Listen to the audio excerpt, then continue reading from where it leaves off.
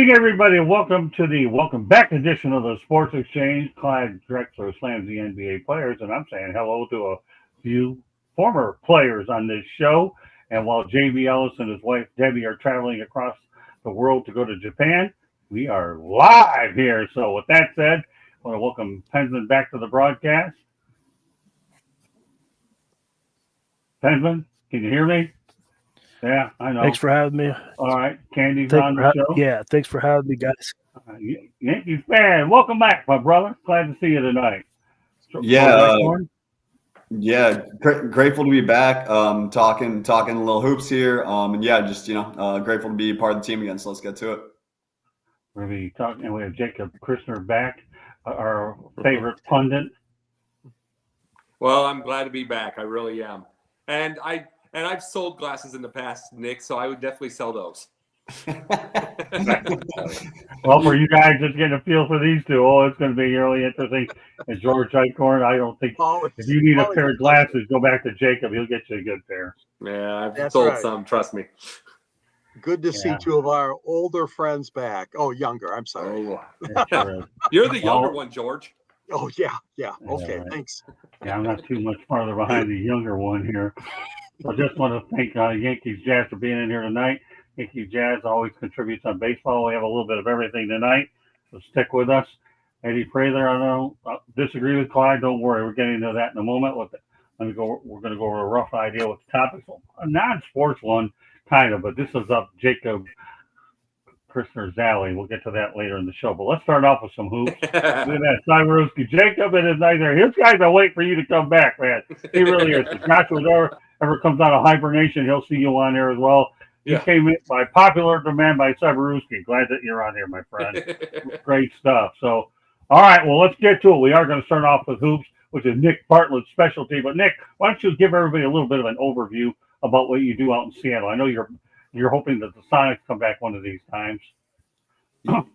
Yeah, so I'm a senior writer at superwestsports.com. We cover a lot of West Coast sports. My focus is primarily football and basketball. This year, a little bit more of an emphasis on the WCC. So really what that means is St. Mary's and Gonzaga's, if we're going to be kind of fancy there. Along with that, I coach youth basketball, and I also work with autistic kids. So I do a wide variety of stuff, but sports is pretty much takes up most of my time. And yeah, just first time back on the show here in 2 years, and I'm excited. As always, I'm super annoyed with soft, kind of weak basketball. So once we get to it, I will. Let's get this fouling, people. I'm waiting for it. So, well, you watch Gonzaga, so you get soft basketball. No. Oh, that is funny. Oh, that was good. Although, you know what though, Jacob, you really gave me a good idea. Thanks, my friend. I knew there was something this of not having Christner on here. And by the way, Cyberowski's out of retirement. You see him on Wednesday night. He's looking forward to you. So I do have a quick question now. You mentioned about Gonzaga. What do you think of them going to the Pac-12? So I think with them going to the Pac-12, for those of you out there, I'm a WSU Cougar alum. So this whole conference realignment, we're gonna go a little off topic here. It's kind of hit me hard. But hopping back to Gonzaga, I still think they should be the favorite in the Pac-12. They built up enough of a prestigious program. And even in a down year like this year, I know obviously whether you're on the East Coast or down south, wherever you're at, you see their record. It looks like Gonzaga fell off. Doesn't take an expert to understand they have arguably the best pure point guard in the country in Ryan Nembhard, who literally leads the nation in assists. So that alone with all the talent around him gives Gonzaga a shot. And then they have Graham Ike in the post. Obviously, we have bigger topics than the Zags today, but I believe when you have a point guard center combination that big things can happen. So I think the Zags keep playing. The role players make a few plays, and Mark Few, for lack of better terms, he's a Hall of Fame coach, but he's got to find a way to get it done. He hasn't gotten it done yet. So hopefully this is his year. Well, one of Mark Few's guys that I actually saw on Sunday is my guy by the name of John Jacobs, who's doing a really good job at FAU. So we talk about him when you obviously look at some of my stuff on the South Florida True YouTube channel. We talk a little bit about it. I was just kind of curious what you thought about Gonzaga. Let's get to the topics here. We have a lot to cover, and we're looking for a very active show tonight.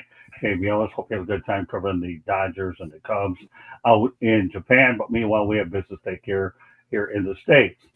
That's at Serena Williams is going to become the newest owner of the Toronto Raptors of WNBA. Footnote to that, Candy and I will be covering the NCAA Women's Final Four out in Tampa in a few weeks. Candy is a photographer, myself as a writer, looking forward to that. So let's go ahead. Let's go right around the horn. Everybody is right to left. Candy, you'll be in this rotation a little while, except on specific topics. What your thoughts have been about Serena Williams becoming the newest owner of the Toronto Tempo of the WNBA? Good for her. I was surprised when I heard this. I also heard this. I was surprised that with her playing tennis. I didn't think she would be into WNBA. So I'm proud of her. Good job. So hopefully she does well. Candy likes to talk tennis. It's one of the rare opportunities you get to do it, Candy, with tennis. Serena Williams, we all know what you did on the court, but like a lot of athletes who go out there and maintain that competitive juice to be in ownership, it's a great opportunity for her out in Toronto to be a new owner. What do you think, Candy? Tennis this time. How often do you get shows where we mention tennis? Not often enough, Scott. She was ranked as the world #1 in women's singles by the World Tennis Association for 319 weeks, third most of all time, and finished as the year-end #1 5 times. She won 73 WTA Tour level singles titles, including 23 major women's singles titles, the most in the Open era, the second most of all time. She is the only player to accomplish a career Golden Slam in both singles and doubles. So she had an awesome career on the tennis court. Good for her for taking all her money now and dispersing it and putting it to use in the business, especially in women's sports. I think it's awesome that she's going to be one of the owners there. Good for her. What about you, George?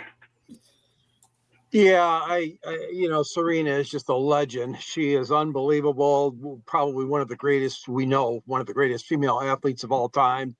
And I really think that this is right up her alley, because she does love spectator sports. She does love basketball. I know she'd be taken in a basketball game, during, for example, the U.S. Open. She'd slip out and see a Knicks game at the Garden or somewhere, or, unfortunately, there's no women's league in Paris with the French Open, or London.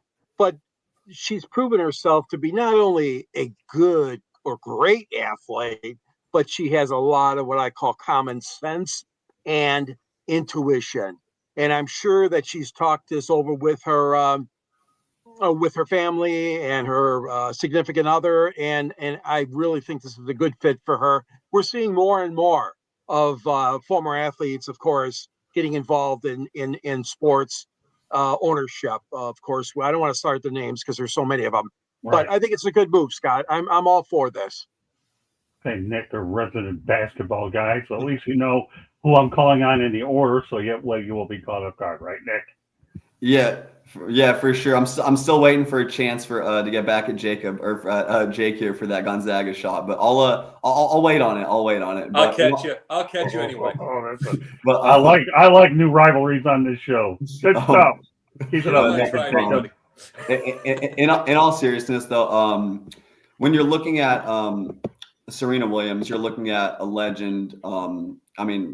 Candy already literally listed off all of her, championships, awards. You're looking at a legend. So the one thing that concerns me a little bit is going to be how will she kind of orchestrate a team sport? It's when you're just as talented as Serena or even her sister was, going out and playing singles and doubles, you can pretty much win everything. And I just don't know if she'll be able to replicate that. Building a basketball team, there's lots of ways to do it, but it's pretty tricky. It's not just aligning the 3 best players. We saw that if you want to go back 10, 20 years with Gary Payton, Karl Malone, Shaq, and Kobe, and they couldn't win a championship. So it does take a little bit of kind of skill. So I'm curious to see how that plays out. And then my last kind of thought here on her was just It's not for a couple years, so I'm gonna obviously have to wait and see if Angel Clark doesn't take over, or Caitlin Clark and Angel Reese don't take over the league by that point. But it is important to note, and I wonder if this is a little bit of her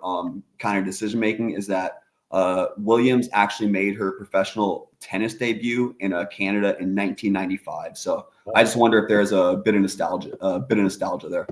13 years old, yeah. Stop! Look at this guy. All right, No, great first act. let All right, me- what are you gonna do to follow that one up, Jacob?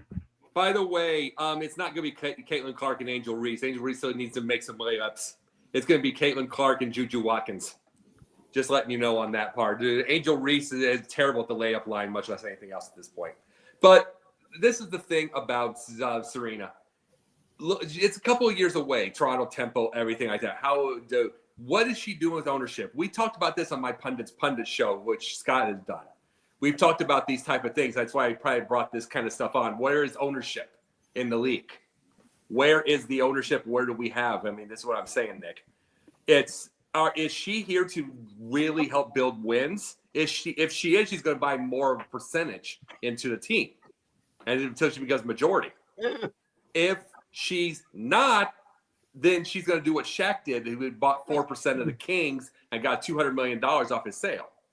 She might be doing that. So which one is which? We're going to see. But remember, this is not just an individual ownership deal anymore in sports, especially not in the NBA. Not in the NBA at all. The way that they're going with the individual, with the ownerships and stuff, the way there's multiple times now. Multiple amounts, yes. And it's like you're getting 2% and 4%. The Sacramento Kings started this, and it just keeps going from there. Look at Mark Cuban just sold his off. He's got 20%. He's at 20% of his ownership still. So this is going to be. But another thing I want to see in the meantime, I'm going to say watch this with her, with Serena. Watch her. If they still keep unrivaled around, watch her to see if she can get unrivaled. Get a team for that. Interesting. Well, I'll say this: more power to her. Go ahead, Candy. You can have the last word on it. I want to revert back to she's obviously, we have already talked about, she's one of the most celebrated athletes. She joins the team's ownership group already alongside Larry Tannenbaum. She said, "This moment is not just about basketball. It's about showcasing the true value and potential of female athletes. I have always said that women's sports are an incredible investment opportunity." She's excited for this, but she's also said, as part of the ownership role, Williams will contribute to bringing the tempo to life visually. She'll play an active role in future jersey designs and will help forge unique merchandise collaborations with the team. So that, Jacobs, gives you a little bit of idea of where she's going to be involved. Sir, so there won't be a Shaq thing where you just sell the 4%. That means that she could also get herself involved in Unrivaled, like we were talking about with the 3-on-3 for the next year. Mm-hmm. She could easily do that to get herself a start. You know that. Well, as I said, more power to her. Onwards we go. Clyde Drexler slams today's NBA players. I know a lot of people are looking forward to this one. But here's what he said. Clyde Drexler says today's players are being too nice to one another, has downgraded competition. Unbelievable. I'll tell you one thing. If anybody could play in the old NBA, it's Clyde Drexler, and that's what he thinks about today's players. And again, I don't know how many people these days think a lot of them with load management and other stuff, but let's face it, you have super teams and all that kind of stuff. So Nick, we'll wait till the end. Everybody else can go right toward there. Between you and Jacob are a good rep to wrap it up on the backside. But as far as I'm concerned, I think he's right. George and I remember Larry Bird. We remember Michael Jordan. We remember Magic Johnson. We remember all these big rivalries, bad boys, that kind of stuff. So I know Jacob and Chris are... The silver helps. I do too. Yeah, I'm with that. There you go. So you got that silver hair too. Not 12 like Nick Bartlett here. But the bottom is Clyde Drexler's right. So I totally agree that they are too soft and too nice to each other. Penman, what do you think? I got some silver going on too, Jacob. So just let you know, I got some silver. I see a too. Drop or two. I've got some there. It's still there. I didn't think I wear a hat. But no, what I was gonna say is that you got Reggie Miller, you got Patrick Ewing, and all those guys, and Dennis Rodman. If these guys are too nice, like Clyde got it right. It's just they're like, oh, I'm sorry, I bump. I'm like, oh, you okay? Reggie Miller and Michael Jordan went at each other. They're like, they would tell each other how it is. Michael Jordan would go back, shoot a 3-pointer, and then Reggie Miller would go back the other side and shoot another 3-pointer. They're just having to outdo each other. Now it's just like, yeah, okay. It's like a backstreet. It's nothing like how it was in the 90s when I was growing up. So Clyde's got this right. Okay, well, let's do a little bit of name dropping too. Dennis Rodman said that they'd be in jail today where they played back in the day. I'll never forget that. Bill Laimbeer and I didn't get along too well. Then again, he didn't get Can along you with imagine anybody. the fines these days? Oh, it'd be a jail. Yeah, it would be. Yeah, they'd be life in, never mind, prison. Okay. But Dennis Rodman said they'd be in jail. Bill Laimbeer didn't get along with anybody. And you can rest assured that playing patty cake isn't what he'd do these days. And Rick Mahorn, what can I say? He would probably be a heavyweight champion of the world. With that said, Candy, go ahead. Let's face it, one of the things that's missing in the NBA is the historic rivalries that we used to have. Boston Celtics, Los Angeles Lakers, Larry Bird versus Johnson. Like they didn't like each other and they played it. It was must-watch TV at those times. Nowadays, who are they playing? Do they play defense anymore? How often do they play? What about the Bad Boys era in Detroit? Yeah. You know, when they played physical inside, not this, oh, let's quick run down the pipe and then let's kick it out. Let's quick shoot a 3-pointer and shoot a 3-pointer and shoot a 3-pointer. It's not a game anymore where it's physical like it used to be, and everybody ends up injured all the time. Whereas players played through injuries back in the day. Nowadays, they are soft. They are soft, and ratings are down. Who wants to go see that? Not me. Well, why don't you see what Eddie Prather has to say in the chat room? That Laimbeer would have made today's centers crawl into the field position. That was good. I like that one. Yeah. Just Eddie Prather. He comes up with some dandies. All right, George, Candy transitioned you about as well as anybody. Oh my gosh, what a nice setup. Thank you, Candy. And Scott nailed it. I mean, we sat through, we followed, we reported on the Bad Boys, and we reported on Rick Mahorn and Bill Laimbeer, Dennis Rodman, even Isaiah Thomas. You go right down that list, and those Pistons were formed by the great team of Jack McCloskey and Chuck Daly, and they had that edge to them. They had that fighting image to them, the grit of Detroit, a Midwest Rust Belt city. Nowadays, you don't see that. Okay, so once in a while, there's a little double technical fouls, a little shoving or something like that. But come on, what they did back then and there in the days of the heyday of basketball, as you guys mentioned with Larry and Magic and Michael and Isaiah, I tell you what, it really has become soft. It really has. And no further example of softness than that silly All-Star game, which, as we know, is a farce in the NBA. But to answer your question, short term, yeah, they've got a long, long way to go to get toughness back into the NBA. I'm not giving up hope that it'll never happen, but it certainly is trending in the opposite direction. Let's go back to Prather. It says Steph Curry would have half the shots he has made if someone like Dennis Johnson guarded him, no question about it. The only answer to that one is called defense, Eddie. All right, Jacob, go ahead, and then I'll pivot over to you. Nick. Yeah, save the best for last with Nick. You know, I mean, Go it's ahead. basketball. But no, let me bring this. If his length of his shot was right at the 23.9, if it was right at the 23.9 and stuff like that, then yes, Dennis Johnson would have had him. But the guy can hit from 38 feet like nothing. So eventually, Dennis Johnson's going to back up. You know what I'm saying? So the biggest deal, and I can say something like this, is it's a different time, a different game, but you're talking to the biggest Bird fan alive. I'm just saying this, Nick. You're talking to the biggest Bird fan alive. Larry, I don't know if it's because he wishes he had longer to play, but he does nothing but compliment these guys. He talks more in his interviews about who he wishes he played against not with, because he's competitive. Who he played against? He'd love to play against Jokic. Love to play against LeBron. Love to play against. Always against. See, but that's the big thing. Everybody else, the biggest issue, there's two things. Number one, they don't the fans give their own basic idea of what a tough guy is and what they say the badass is, which you can't, there's no real knowledge of anything anymore of that because they won't allow it. So you've got this fake thing with LeBron, this fake tough guy deal they try to get, and it's not true.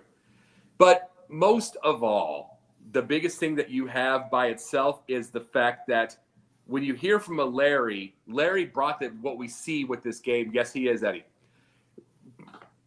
But Larry brought what we see with this game with the forwards. So what you see with Jokic, what we see with Bird, I've seen every pass. Every pass, I've seen that before. So he's seeing what that, but I think when he's saying that he loves the game the way it is now, yeah, he fought in bars.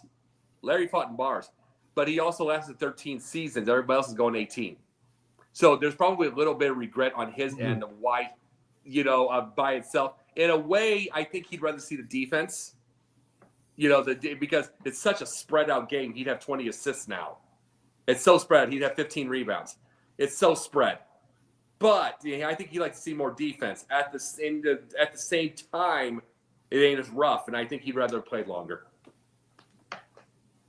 Okay, Nick, go ahead. Pick it up from there. Yeah, so I mean, the first thing that I instantly look at is the hand check rule. I'm fine with them removing it. Me personally, I like it, but I'm fine with them removing it if they allow the offensive player to stop pushing off. But they don't allow it. So if you're going to allow the offensive player to push a guy and you can't hand check, it's like every other major American sport. We're finding ways to jack up the scores. I personally like old school baseball. No, that was a little bit of a transition. I liked the freaking matchup between the pitcher and the catcher. But hopping back to basketball, it's under the same. They're going to do anything they can to make the scores higher so Steph can have 50, so Luka can have 60. And no one's really mentioned it, but if you're looking at this season alone, the Cavs are winning the Eastern Conference. No one's talking about them, and they actually have a phenomenal defensive duo in Jarrett Allen and Evan Mobley. Mobley a little bit lesser, but good kind of new age twin towers. I'm not going to obviously put them in the same tier as Duncan and Robinson, but if they could continue for 10 years and Mobley could continue to grow, it could get somewhere. But just looking at the softness of basketball, I went a little roundabout there. Hopping back to the softness of basketball. So the hand check rule, then you're looking at the nature of AAU. When I was growing up, I know this might shock you, Jacob. A solid 18 years ago when I was in high school. I know the beard took me a whole week to grow, but takes me 2 days to grow that. 2 days. But no, in all seriousness, all the good players, like when I played AAU ball, it was like only the good players. Like with all due love and respect to myself, the guys on the team who weren't scoring 20 a game didn't get those opportunities. So you have all the best players playing with each other in high school, becoming best friends, dancing on social media with one another, and not fouling. Kobe had a kill list. He literally had a list having every single player, like star high school player across the country circled. Well, I will destroy you. That was the old school NBA. That was what he took from Mike. That's what he took from Larry. That's what he took from Magic. And it was like the last of a dying breed. And it's honestly, it's just embarrassing. For me, someone who loves basketball, you can talk about old school Pistons. You can even talk about new school Pistons with Durant. We have a couple of good centers who don't allow easy buckets. You can throw, I know he was controversial a couple of years ago because he coughed in a microphone or whatever, but even a guy like Rudy Gobert. And yet these guys don't get lots of hype, and really they're game-changing players. So bottom line, the NBA is going to continue to get softer. They're going to do everything they can. In the way I coach youth basketball, I don't care the age. I've coached younger, I've coached older, I've won a championship, I've also had a 0-win season. It's been a little bit of everything. But what I do say is no easy baskets, meaning if someone is going to the hoop, you better rip their arm off. And if it's a technical, that's on me. That's on coach, because that's the way I will always coach basketball. That's the way I believe basketball should be played. And the funny thing is here, and I'll wrap it up, when I win a game, the opposing coaches are like, well, you shouldn't play that hard. Your team is kind of rough. But when you lose, right, oh, we love the way your team's so physical. That's the way basketball is supposed to be played. So I think everyone loves physical basketball. Someone needs to tell Adam Silver, bring it back. The NBA is going to keep falling off. If the Luka trade didn't happen, they were pretty screwed. So I hope they bring back physical basketball. I mean, you're talking about Adam Silver. He's a walking condom, and I'm not talking to Magnum. But I'm just saying. Let me bring this to you though. It's in one case. My main thing is what I want to see from the past. What I want to see from the past is I want to see more ball movement. Get it inside. I'm not going to say kill the 3-pointers because that toothpaste is out of the tube. We're not putting it back. So I want to see the old Loyola Marymount 1990, where you have about half the threes, but they're all open, and you catch it. Remember they had a lot of threes for their day, but that was probably like 30 threes, 25 threes. You can live off of 25, 30 3-pointers, and off that kind of stuff. If you go inside, if you move it, get some more post play. I want to see that. Now, would I love to see the tough guys? Of course I would. I grew up around tough. Bird was my guy. But everybody's ready to sue. No one's a real tough guy. No one's real. It's like, so let's not be – to this day with Bird, Bird's nearing 70, and I still don't think any of these guys are going to swing on him. It's because he actually did bar fights before. He did bar fights in the 85 finals, broke his hand. That's why they lost. These guys aren't real. You don't want to get it based off of that. So unless we get real tough guys, let's not go there. Let's go to the ball movement. Get it inside. Go. You know what I'm saying? Get it inside. Get some post play and limit the threes to nice open with a good pass. The only thing I'm going to say is this. I'm going to go back to what Drexler said. I think these guys are too nice to each other, and that's about it. Never used to be that way, and I wish it would go back to the other way. That way we can really define what real hard-nosed competition is. We have one more topic we'll talk about. We'll go to a station break, and then we'll continue through the topics, and everybody have a parting shot. That's what we have left. Joe Mazzulla says the NBA should ban halftime. Of course, when you're the NBA champ, your voice will be heard a little bit. The NBA's it is what it is, but what do you think, Tim? Do you think they should ban halftime? No way. The halftime's where the teams need a breather. They need to relax. I know it's soft, but they need to get their energy. They need to get some fluids in them. I think halftime should be just how it is and then come back. Even college basketball, they have halftime. And even with the tournaments going on right now, halftime in basketball, halftime should be halftime and not ban it. That's just crazy. The owners are going to do what they want to do. Colleges too. They want concession money. They want souvenirs. They want that. They're not banning halftime. All right, Candy. Halftime, depending on how you're going to look at it. Yes, you're going to look at it, concession stands, but you're also going to look at it. This is where the time where your coach can make a difference. Because let's face it, how many NFL games have they gone in and they've come out, or college football games, and they've made adjustments? The same with the NBA. That's where your coaches make their money half the time, is being able to coach and change strategy, what's working, what's not working. That's where you can truly define coaching. It also is, like you said, there's entertainment. Let's face it. Most of the time there's a band that might play during halftime. There might be like a 3-point shot or a half-point shot for charity or something like that, so you can win $10,000, or so an advertiser can, put some money into the pockets. It's entertainment as well, and that's what all of sports are. It's entertainment. And so halftime gives you a chance for the sponsor or somebody else to actually have a little bit of time to show off as well. You're not going to get rid of it. Well, listen, I think it's nothing but a sideshow the entire game. I'm not going to just say, Candy, that it was just halftime when the people came out and the cheerleaders came out and the jumping dogs came out. I mean, now the NBA before that game even starts, loud music, trying to rattle the other team's defenders or offense, and it just continues. It continues. It continues. So, to answer your question, no, they're never going to give it up because of the revenue. We're talking the revenue, the concessions, the television commercials that have to be played, and different things like that. But you're right at the heart of it, Candy, when you said about those coaches and time for adjustments. That's exactly it. You're winning teams, you're winning coaches. And don't forget, it takes the assistant coaches too. They're watching certain things too, as you know, Nick. The assistant coaches are watching things too. And this is an opportunity for them to talk to the head coach and tell them what they saw or what they've been charting or during the first half. It's an important part. But now, as far as the entertainment value, it's continuous. It's not just halftime anymore. It's continuous at any NBA arena, and it's loud. Hey, Coach Nick.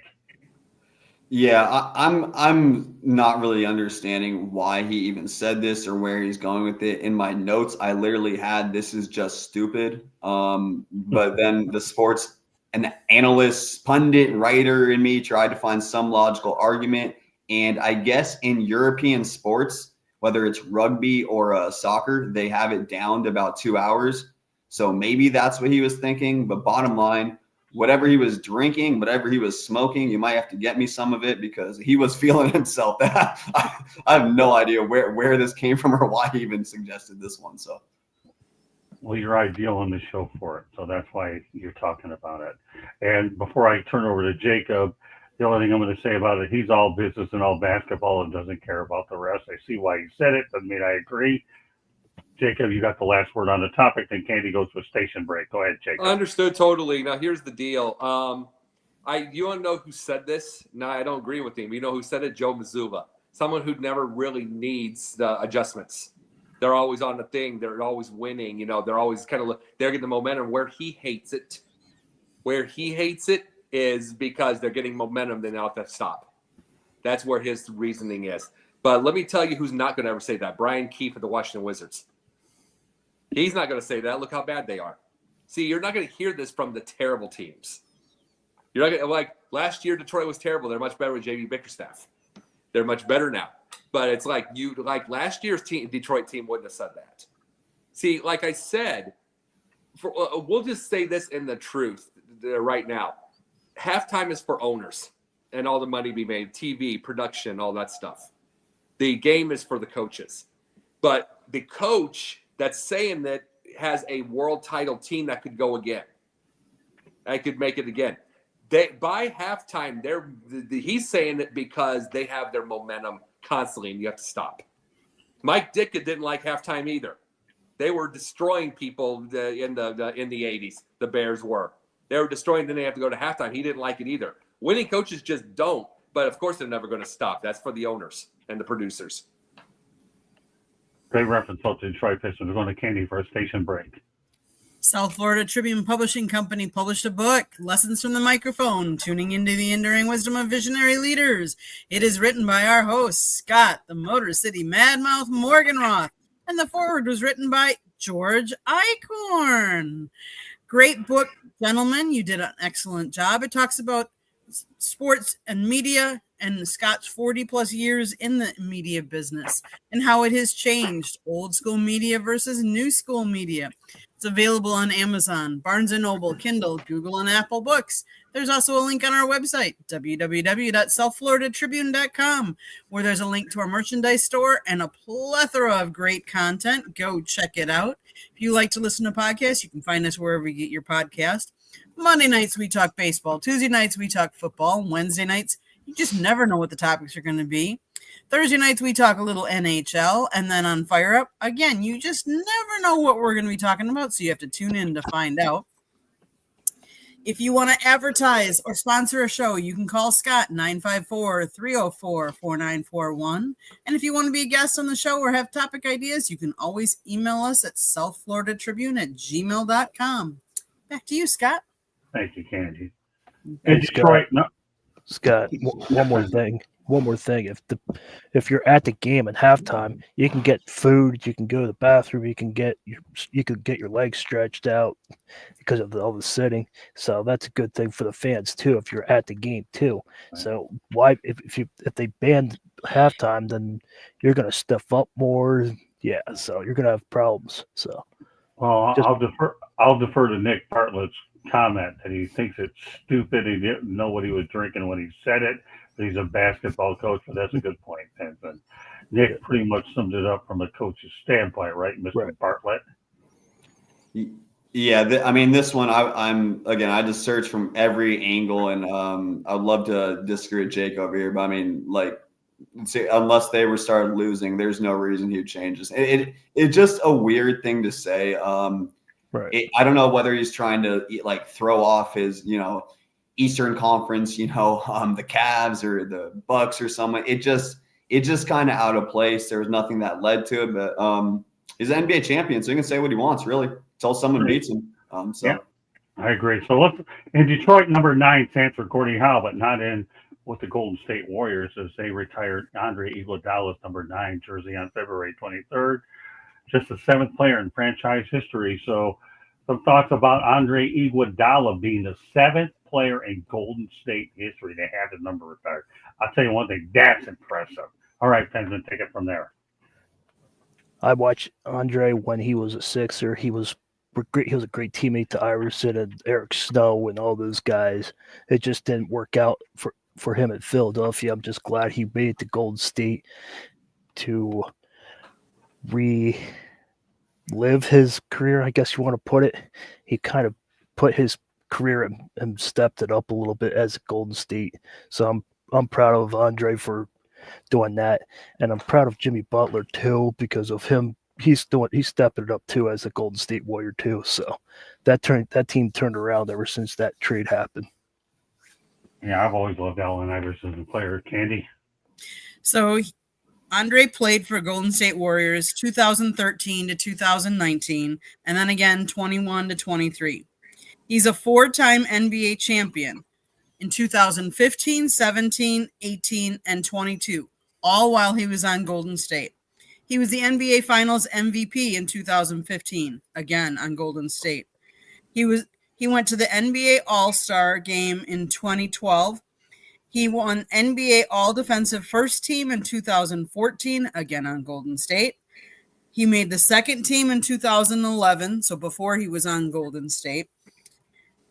But kudos to him, because look at all that he did. He had his most successful years as a Golden State Warrior. That's why he deserves to retire as a Golden State Warrior. And it's great that they're honoring him in retiring his number. I'm just kind of surprised that there's only been how many Golden State Warrior numbers retired, but it's an honor for anybody that's had that.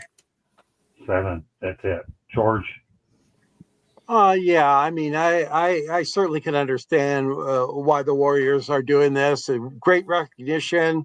Vinnie Johnson, a lot of people in Detroit didn't think maybe Vinnie should have had his number retired. I said that's not good either. I mean, really, we are not in a position to say how much this person meant unless you cover that team, obviously 24/7, like some of our brethren do in these teams. But when you look at a guy like this, and yeah, okay, so I could say, he only averaged 11 or 12 points a game, but his value was much more than that.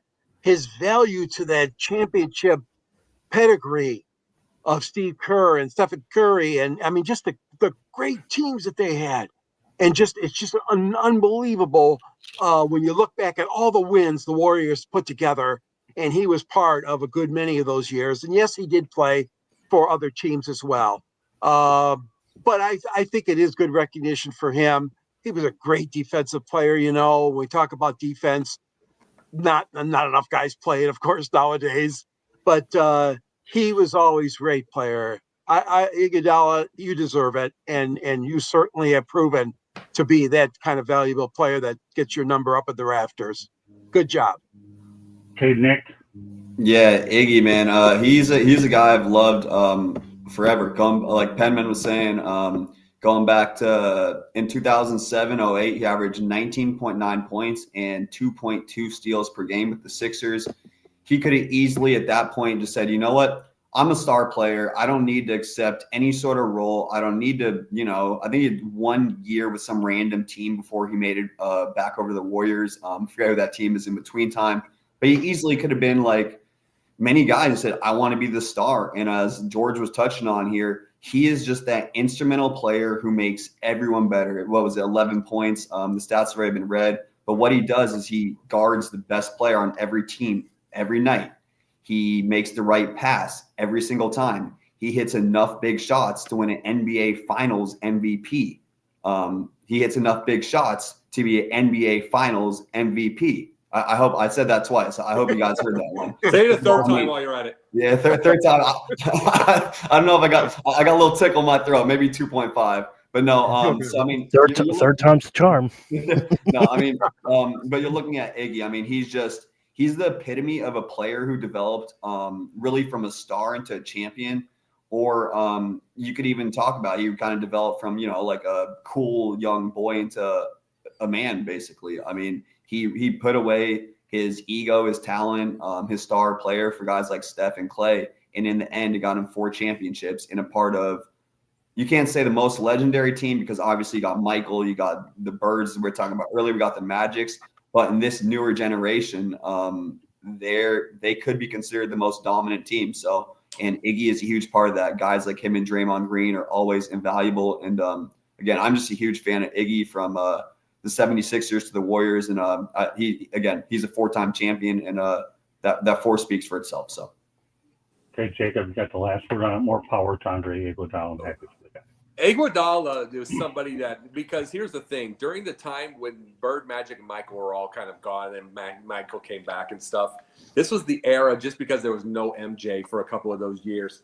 This was one of those, all of these with these eras and stuff was just, okay, let's see the biggest, flashiest plays. We have to get the attention of the NBA. So you'd see, I'm going to name 2 names, Andre Iguodala and Vince Carter. All you'd see is the biggest dunk from Vince Carter. All you'd see is the biggest dunk from Iguodala. If you didn't watch the game, which I watched the game, you know what I mean, by itself, you wouldn't realize. See, Vince Carter by itself was still the dunks, but he ended up getting a really good jump shot, really good 3. Iguodala was always amazing on defense. They just would not show that. In the 80s, they would have showed his defense all the time if he would have been completely through the 80s. But you talk about somebody who worked on improving his game to be like, this is something I don't ever expect James Harden to ever do. Like be something to ever get. I've said this for 13 years now. He's not going to ever win a title, and he'll be the reason they don't, of any team he's ever on. I've been saying that. George and Scott heard me say this for a long time. And it's like a long time with Harden. He's not going to do what it takes like an Iguodala did to win 4 titles. He won't do it to win 1 title. He's ready for the 3-pointers and the strippers. So it's like, but the biggest thing we see is like Iguodala earned it. If you're a Finals MVP and they say 12 points a game, a lot of the times when you see 12 points a game, remember Wilt Chamberlain had 30.1 points or 2 points or something like a game, and he once had a 100-point game, once had 50 per year. It was just he stopped scoring once he got older just to do other things. So the career average, big deal. It's like there's other things that he's done before. But his main thing, like you said, George, he did so much on the court. All right. This is the time of the show. By the way, good evening, Tiger Stripes Media. Scott, you know about Tiger Woods with the new injury. Do you think he should retire? I think so. Yes. Don't get Jacob started about that, because who knows what he'll come up with a parting shot. Since this question was asked to me, I'll just say right now, Tiger Woods is basically down to recreational golf. We'll leave that up because this show will go on all night. Of course, thankfully, Nick is on the West Coast, so it won't matter to him as much. But I think he's down to recreational golf, Tiger Stripes. Glad you brought it up, though. All right, this is part of the show where we have a couple lighthearted topics. Up to this point, we talked all basketball. That's great. We certainly try to hit on a lot of different ways. But let's not lose sight of the fact that Dan Campbell won Best Lead Actor at the Oscars for his role as an assistant chef manager at Applebee's. My goodness, I love that place. Dan Campbell, the Detroit Lions, wins an actual Oscar? Seriously? Really? As a ship manager? Did he get the flare? Did he get the flare like on Office Space? I don't know. I didn't go that far. When I just saw it, I had to talk about it. So I'm going to do what we talked about here. Nick, you're going to get used to it. Really? Seriously? Really? And I'm having a hat made out of it. I'll He's an do this to assistant replay manager. in commemoration of my Toastmasters people who say I'm redundant. Too bad. Deal with it. If you're watching on the YouTube channel, at least you know I'm redundant. Really? Seriously? Really? All right. We don't need forever answers on this one because No, we got no, some no, heavy-duty forget parting the shots. Let me say this real fast. He's the Sure. assistant manager, so he doesn't want him to blame if the store goes down. I'll just say one thing. Applebee's got their money's worth when they had him on there. And if he got his Oscars, more power to him. I like their food, so I'm not saying anything. I want some Applebee's. Great minds think alike, Tiger Stripes. All right, Pensman, we don't need an encyclopedia. We need a clip. And that's with everybody on this one because I have a feeling our parting shot segment's going to be stronger. But we have some pretty lighthearted topics in commemoration for Jacob's return. Celebrating Jacob Christner. All right, Pensman, what are your thoughts about Dan Campbell's soup? On Saturday, you said that you're drinking the Kool-Aid. Well, Yeah. that's what you're doing because you read my mind. That's just a clip. That's just a commercial. That's all it is. It's a 15, 20-second commercial of him bringing out food. I could do that. I want my Oscar. Well, name me many other NFL coaches that are doing that. Pensman, really? Seriously, really? Come on, we're talking Dan Campbell, buddy. Really? Seriously, really? Now you got me cranked up. There If he goes another deserves nice it, plate. he deserves it. All right, Candy, go ahead. Bail Pensman out. There's still hope for him for fire tomorrow night. You got it. I don't know if there's any bailing out. How do you win an Oscar for, like Pensman said, a 30-second clip that's a commercial? I mean, I get it. You know, I mean, Brett Favre was on a movie. There's been other actors that have been on movies. There have been other, you know, does someone deserve an Oscar for being on a commercial? I mean, I'll admit it's funny. It was a good commercial. It caught my attention as opposed to a lot of other ones that don't. But I don't know that it's Oscar worthy. Really, Favre they should have thought he gotten was. an Oscar for the movie. All right, George. Well, I tell you what, being here in Detroit, obviously there's a love affair going on, as you all know, with Dan Campbell. But I will give you one bit of information. I actually had a guy in the press box, and I'll talk offline to Scott because I'll give him the name, but not on the air. Okay. He pulled me aside and he said at one of the games, "You know what, George? You know what's really hurting the Lions from moving forward to the Super Bowl round?" I says, "No, what?" He says, "They're doing all these damn commercials. Campbell's doing all these commercials. And Jared Goff was in a commercial. And I'm around St. You know, he goes down the list." I says, "Listen, time out." I says, "First of all, they do this in their free time on days. It's not going to interfere with practice or a game. I mean, you know, they got every right to do that. So am I surprised he got an award for it? Yes. But he did do a hell of a job. I will say that. Campbell did a nice job with that commercial. But did it interfere with the Lions? No, it did not. Somebody named the Washington. Yeah, we won't go down that road. No, George. Yeah, Not pretty now. good. I don't want to bring. Yeah, I'm just saying that. Yeah, no. But Campbell is he was good at it. I used to eat there a couple times a month. They had that great special for $10, $11. Oh yeah. Especially at a time when eating out is pretty expensive. All right, Nick, I don't know what restaurants are out in your neck of the woods, but I have a feeling at least Applebee's is one of them. Yeah, that hey, every once in a while you just get set up perfectly, and that is what I got. I mean, if you're gonna pick a restaurant, you might as well pick Applebee's. They closed down the Buzz-In Steakhouse, which is like the most American restaurant from my childhood. So with Buzz-In gone, you got to go with Applebee's.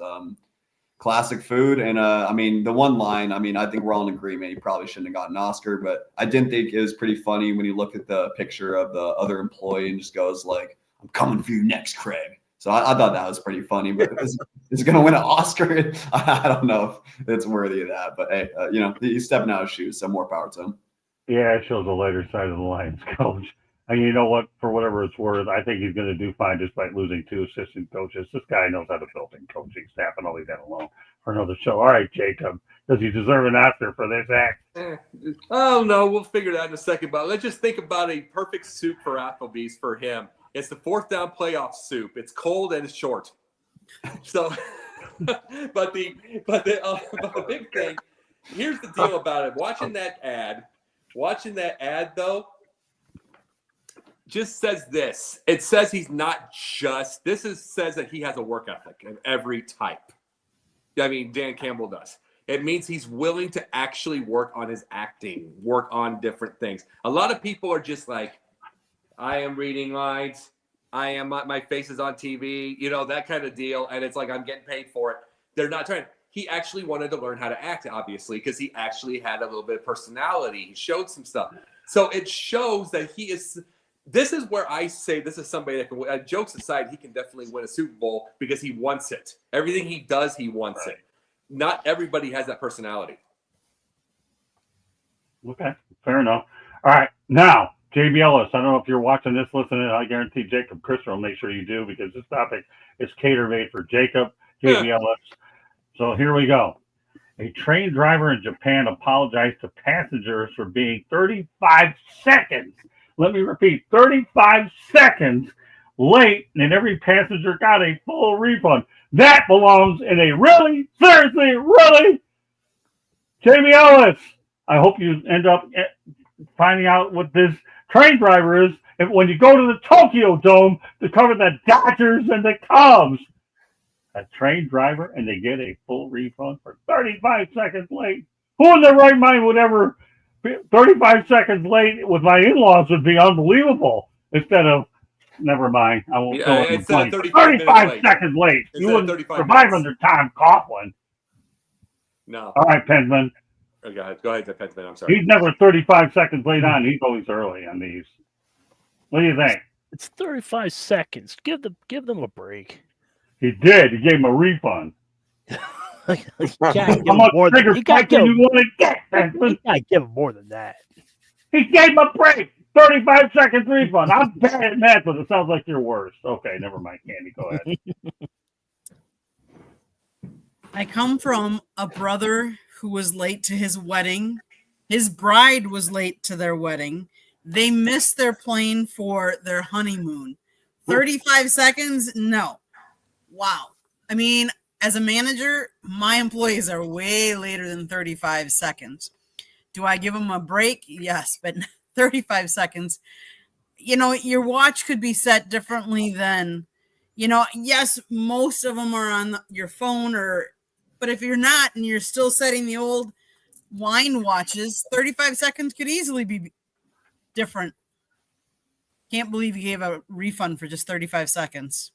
That's why it's on the Sports Exchange, Candy. I wonder what his boss thinks about that. Because you can't believe I put it on the Sports Exchange, Candy. That's why it's on. Top-notch entertainment. We want to make sure we cover everything. We go after our objective. And one of my mentors, Andy Lascano, taught me growing up in this industry is always be different. And this one definitely goes ahead, falls into that, always be different. Okay, George, 35 seconds late. No, I'm not going to buy that. I mean, it takes me longer than that to even clean my glasses sometimes and brush my wonderful gray hair. 35 you seconds. have it. At 35 seconds. Give me a break. Easy. He did. He gave him a full refund. He did. And remember one thing about this comment, Eichhorn. It happened in Japan. Ooh. Japan, not Detroit.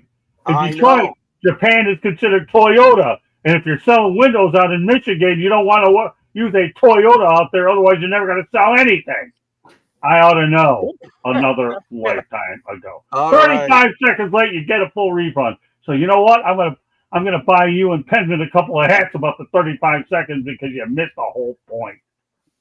Leave $4. All right, Nick. All right, that's all right, Pensman. You'll have a chance to make up for tomorrow night on the Country Club. But Candy, all right, Nick. What do you think about the 35 seconds act? All right, so I was from a kind of just everyday. It wasn't really rich, wasn't really poor, just your everyday middle class kid. Again, Jacob would say yesterday. I would say about 15 years ago. So maybe Maybe it's somewhere in the middle. But in all seriousness, I was from the era where, I took a bus before I got my first car. And if I wasn't there on time, hell, I don't know if I can swear, but heck, yeah, even if I wasn't there on time, like the bus would, thank you, Tiger Stripes Media, for the thumbs up. So swearing good. Appreciate you, Tiger Stripes. But yeah, I remember a bus literally like me knocking on a bus driver's door and him just pulling off and like smiling at me as I'm late for work. So that's the generation I remember. This refund for being 35 seconds late. Man, if I was a kid in Japan, my grades I'd probably a little bit more money. My grades would have been better. But yeah, that it's just wild to me that someone would actually kind of get a refund. But kind of the last thing I'll say about this, and then I'll hand it over to you, Jake. I am the type of guy for any job, whether it's this or just something else to do, I will be the guy running in the building because I'm a firm believer that you're either on time or you're late. So I am that guy. So I get it, but I still wouldn't give the refund. That's business. Keep your money. So we handed it off to you, Jacob. I don't have to do it because Nick did. I have a buddy who went to Japan for wrestling. He was a pro wrestler. He went to Japan for 2 weeks. He's told me some stories, and it's like, and I mean, he didn't tell me every one. I'm going to repeat a few things though. They've had kids at school, instead of having a janitor, do the cleaning themselves. So it's spick and span. Their streets are immaculate. They have all that kind of stuff. It's Japan. This 35 seconds late is not shocking if you understand their culture. It's like their martial arts are always, and I've done martial arts myself, their martial arts are immaculate. Everything about their baseball. We had before the Americans really started taking in, they got Japanese players and everything. You didn't see the real mistakes out of Japanese players. I barely ever see a error. And those for years and years and years. And I'm saying this part, their whole deal is to constantly, even if you're the star, constantly do the basics.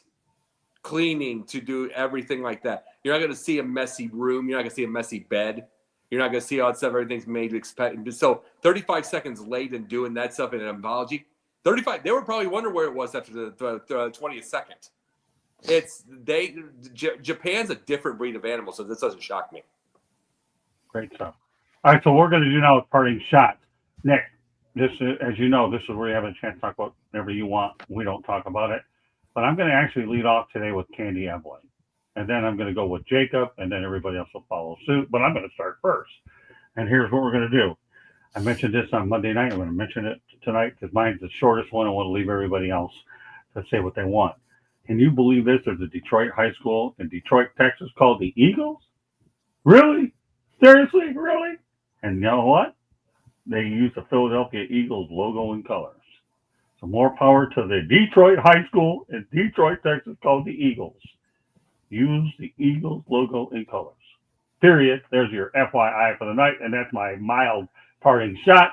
Don't follow my lead, Nick. I'm sure yours is a whole lot better. But Candy, go ahead. You lead off. So, unfortunately, I'm going to talk about, I'm going to have a rest in peace. And it goes with the show because we've talked about a lot about the NBA. There are only 4 current and former NBA players who are billionaires. Michael Jordan, Magic Johnson, LeBron James, and Junior Bridgman.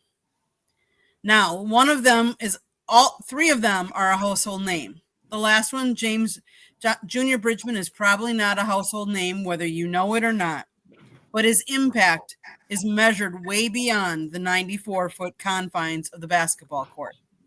If you didn't know, he was a Milwaukee Bucks legend. His number 2 jersey is retired as a Milwaukee Buck.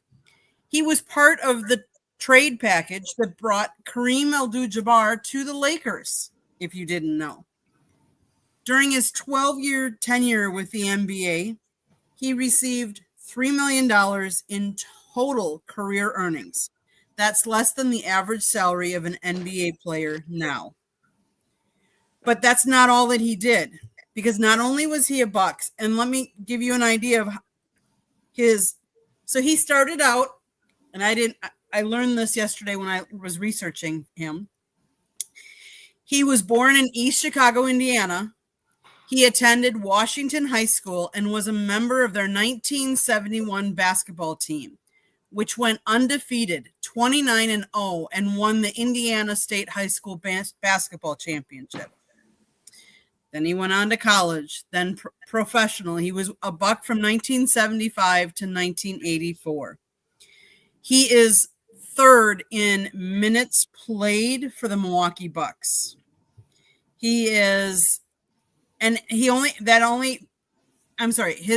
played 711 career games for the Milwaukee, ranks him third in franchise history, behind only Bucks Giannis Antetokounmpo and Chris Middleton. He ranks seventh in Bucks history in field goals made, ninth in points, and 10th in minutes. His jersey was retired back in 1988. But it's not all just what he did on the court. Part of it is what he did off the court. He actually owned over 100 Wendy's and Chili's over the years. He has been an entrepreneur and made his money after the NBA. So for all those people that we say 80% of the players go broke, he didn't. He turned his money around. And I heard a stat yesterday that he was the fourth highest net worth of retired players in all sports, behind Magic Johnson, behind Michael Jordan, and behind Arnold Palmer. That puts him in pretty big company. And we lost him yesterday. He was at a charity event and had a heart attack and passed away. So kudos to him and all that he's done, all the lives that he's touched. May he rest in peace. What about Katie? I'll turn it over to Jacob. I'm going to bring this. By the way, I was going to say this, Candy, not in the, I just wanted to do an addendum real quick question. 426 between Chili's and Wendy's. He had 426 of them. And I understand completely. It's like, Junior Bridger was awesome. But here's the deal. Mine's on Tiger. And let me say this. I'm just going to say this straight. Jack Nicklaus is the greatest of all time. And I'm just saying this I'm just saying it isn't because of what Tiger had done with the course. He did 685 straight weeks at number one, or combined, just ridiculous amounts of, don't get that wrong. But Tiger made himself not the GOAT. The reason I say something like this is because he exceptionally overtrained, and he refuses to stop swinging with that torque. Even to this day, which destroys his back, which destroys his knees. He obviously has the Achilles tendon right now that just popped. And then guess what? He's been doing his training, but he also hurt himself doing the video golf. I mean, he's doing that TGL right now, which is his and Rory's. I mean, this is the reason that Jack is the greatest of all time. It's because at 58, he was still top 5 in the Masters getting ready to go, or the U.S. Open. It's like 64. He was, he was in the second round making a cut and getting to that kind of deal. At 64 years old. This is, and then you have all that. This is the whole deal. It is not what you did when you were the younger, because both of them dominated in their youth. Both Tiger and Jack dominated. You have different reasons. But where you have Jack is he did not have a specific injury whatsoever that we knew of until he had his hip replaced. It was like 78. And stuff like that. He stayed pretty healthy. And it's because his main thing, he had a wife that he stuck with, had his kids, had his family, had all that stuff, had a stable life, played tennis. He played tennis, so he didn't just do golf 24/7. He kept himself some hobbies, all those things. And it's like the greatest. We love the stories of the Michael Jordans, okay? We love them because they are psychotic. It's great for us fans. But sometimes the psychotic affects you later. It's lucky it didn't affect Michael because he's got the shoes. He's got a business to do. But it's the only thing. But when it's all you, it's all he's got. At 51 years old, Tiger Woods' daughter had to pick him up off the ground. At 58, Jack was in a cut. There's a huge difference. This is what makes the greatest of something. To go for the greatest, you can make it. You can get psychotic, but then you can also lose that zeal too. Of course, it's my opinion, because there'll be others that see, because they didn't see Jack. But there's where you're at. It's like Tiger could have had 40. If he would have just taken a deep breath and allowed himself, he was so good he could have had 40 majors. He could have done it. He shot himself in the foot, even with the greatest that he was. Great stuff. Jack Nicklaus, Arnold Palmer, two of the greatest golfers of all time. Turn it over to Pensman.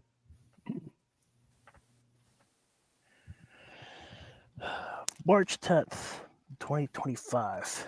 Pittsburgh Steelers lose Craig Wolfley.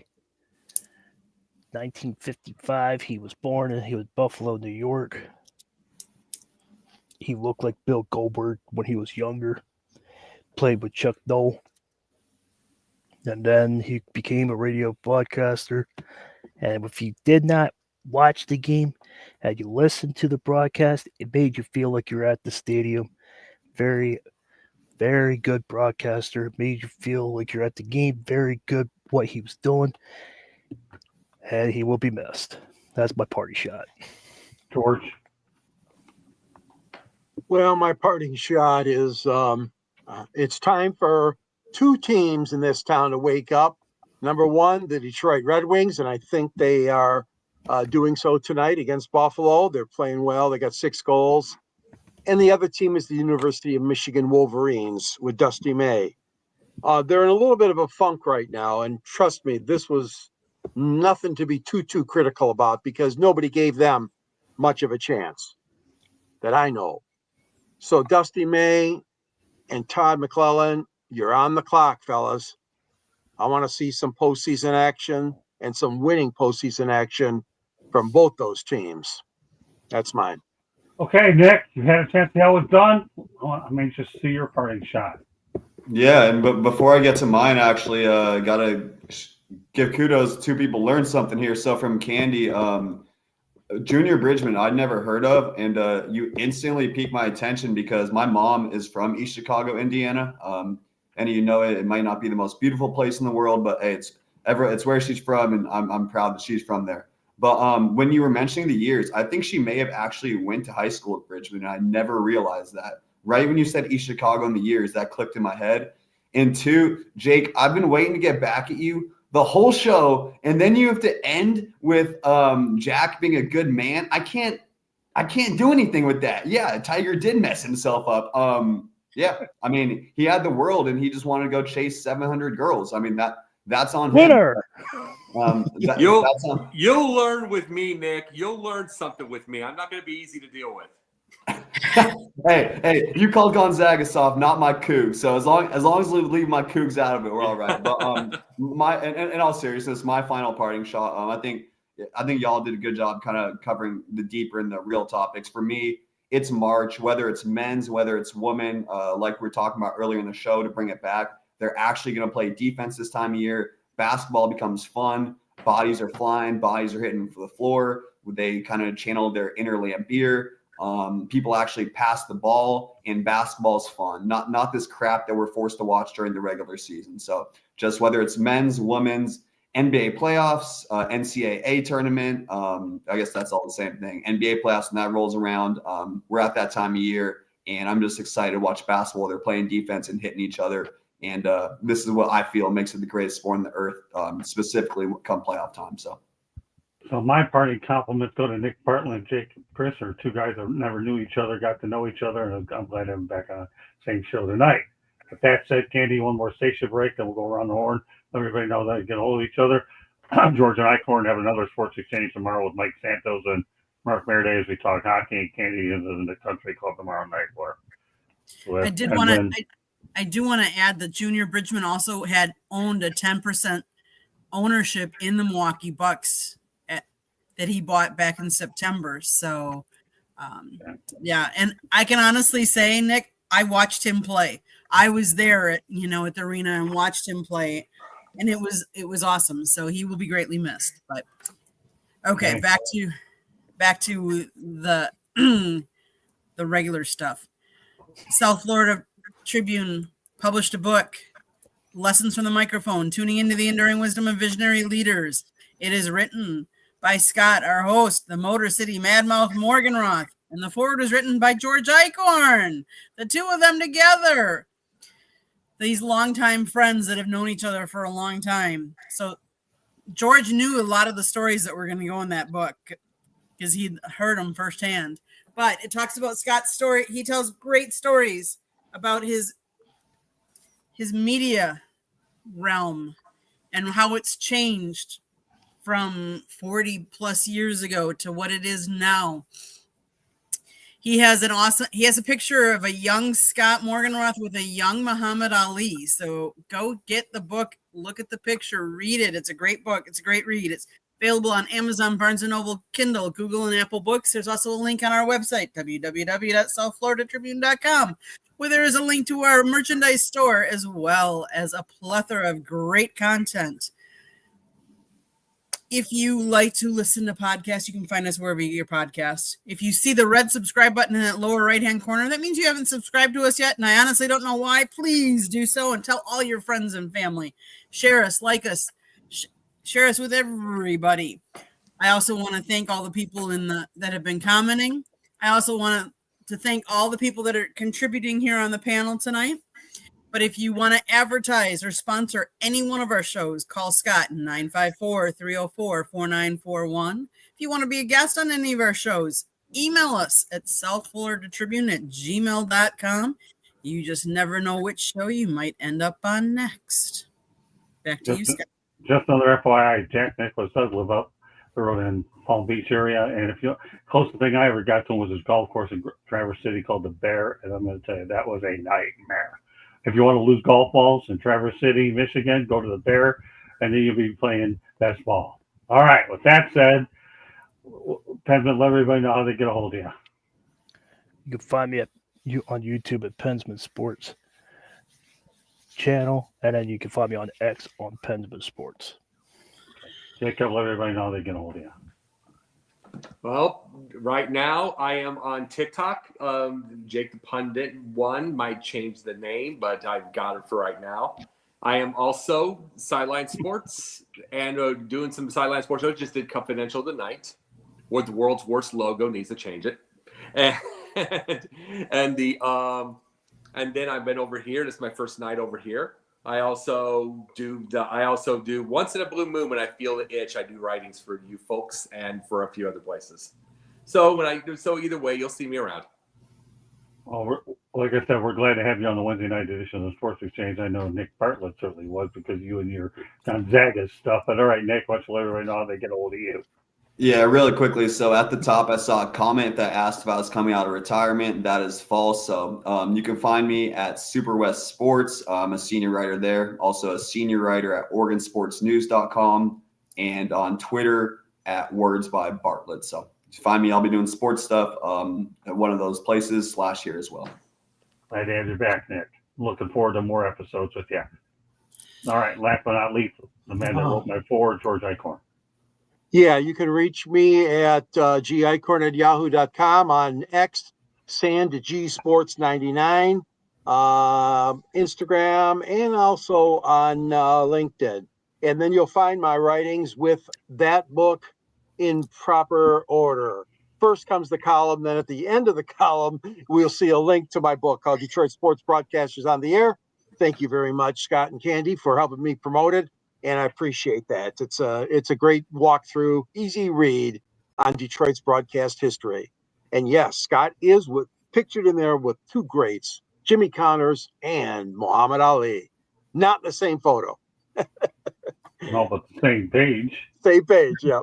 If it was the same photo, Connors would be right down here. That's funny. Great stuff, Jacob. All right, well, Candy, obviously you gave it to him, so we want to thank everybody in the chat room for being great participation tonight. I want to thank everybody in this crew as well. Pensman, Candy, great job as always. George, great job as always. Nick, welcome back. And Jacob, looking forward to seeing a lot more of you, as well as all the other business deals that we're working on together as well. I would say Jacob certainly makes sports exchanges on Wednesday more very interesting. And then he's just getting started with this. If I came up with a Japanese train driver tonight, can you only imagine what he'll come up with when he comes on next week? Get used to it, Jacob. Between that and the strong party shot of whatever else, more power to you. What else, Candy? What's up, Candy? One last thing for all of you that have subscribed to our YouTube channel, we will be putting up a couple of YouTube videos. Tonight will be one with former ex-NFL player that now he's done a lot of different things, but he's a tax professional now, so he's not lost his money as a retired NFL player. He used to play for the Washington Redskins, not Commanders, Redskins. So go to our channel and check out some of our videos that we have put up that we got at Super Bowl 59. And one more thing I'm going to bring to everybody. I told everybody tonight, I told everybody in the pre-show that we had, I'm going to say you will see it as a surprise. You'll see the thing as a surprise, but we're going to have the Sideline Sports and the South Florida Tribune have ourselves a sponsor temporarily working on things. You'll see who the sponsor is next week. It's a nice little one. So we're putting it on the beginning, middle, and end. We're working on the idea. We'll see it starting Monday night on all the shows. So, sounds good. Looking forward to following through with the game plan. So meanwhile, on behalf of Penson Sports, Candy, I believe George Eichhorn, Nick Bartlett, and Jacob Christopher, my name is Scott Mortimer. Thank you for joining us on this edition of the Sports Exchange, and we will see you tomorrow night on the Sports Exchange, and fire up. Good night, everybody. Good night.